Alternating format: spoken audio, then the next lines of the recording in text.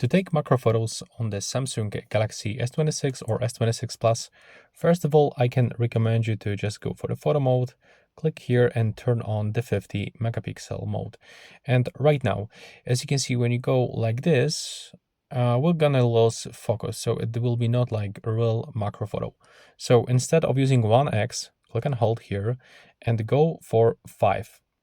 Now, hold your phone as steady as possible because with the 5x zoom, every move will basically blur your photo. So in my case, I'm holding the phone like that with my one hand, and instead of the clicking on the shutter button, I'm gonna use volume up button. So now try to go as close as possible to our object, but not too close because you will lost focus. And now just hold the phone steady. There we go.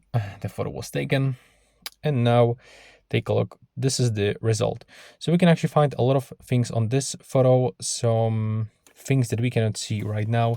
Even if I'm gonna zoom in, we cannot see that much details, like some pieces of the dust and some other greasy marks, or for example, that structure of my steering wheel. So in my opinion, this is the best way because on this smartphone, you cannot find dedicated the macro mode. So you have to use that 5x zoom 50 megapixel mode, and remember about the good lighting condition, because if you try to take it at the night, or for example in the place where there's no good lighting condition, you will lost a lot of quality. So that's how we can do that on the S26. I hope you find it useful.